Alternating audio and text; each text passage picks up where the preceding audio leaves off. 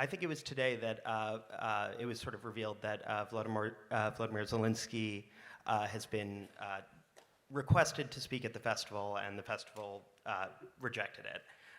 So I just wanted to kind of go down the line, if possible, and just hear your guys' reactions to that.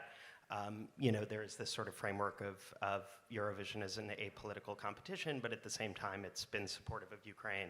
So how do you feel about this decision? Well, as far as I'm aware, that's an EBU thing. It's not even kind of BBC Studios or anything. So we haven't been involved in that at all. So it's just, as far as I know, that's an EBU decision. And as you know, the EBU, they rule with an iron fist. So what they say goes. Julia, how have you been finding the Scouse accent, the Liverpool accent?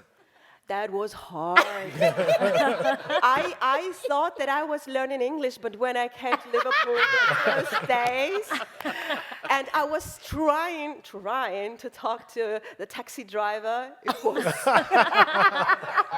jumping in the deep end for sure. Yeah. Interesting. It's taken on. It seems so serious now. When you first started hosting, was about 14 years ago. 14, yeah. How has your style of commentary changed over the time? Because I think, I don't know about you guys, but I personally think we're going through a kind of golden age of Eurovision. I really think the shows for the last few years have been great, really good songs. And I think that time of, there was always a kind of a nostalgic thing and a kitschy thing and a campy thing. And there's a little bit of that left, but actually now it's just a bunch of great pop songs. And it's creating stars like Maneskin. You look, you see what happens with Sam Ryder. Duncan Lawrence is on that stage. It is a serious song contest just phenomenal now. voices. It is a serious song contest Phenomenal now. voice. And so, I still have a joke in the commentary box, but they're different jokes. Right. You're finding humor in different things. You're not just, you can't laugh at the acts anymore because they're so good. I'd love to ask you, how does it feel being a presenter in terms of being the sole representation of one of the hosts, independently representing your country, and maybe talking about the opening, about Mayeke? Well, for me, it's a huge responsibility because in Ukraine we have war now, and we receive news every morning. Every morning starts with reading the news, and sometimes it's super hard to smile, to bring the joy, but I'm trying to be professional.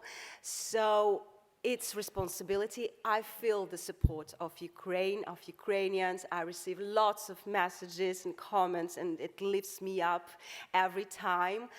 And I'm so happy that Ukrainians feel the joyful moments of Eurovision, that they are proud of what we've done together on the stage of Eurovision, that there's lots of Ukraine in Eurovision, lots of Ukrainian performers, songs, Ukrainian language on the stage of Eurovision.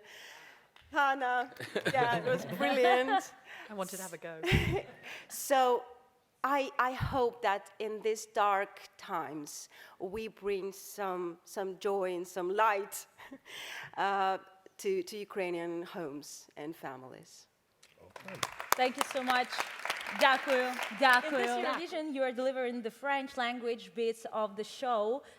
Did you practice or did you do something for that? I studied it at school. Okay. And I always was fluent until you then don't go there for a while. So I would say I'm now conversational rather than fluent. But, if I was back there for a couple of dinners and some wine, I'd probably be fairly fluent again.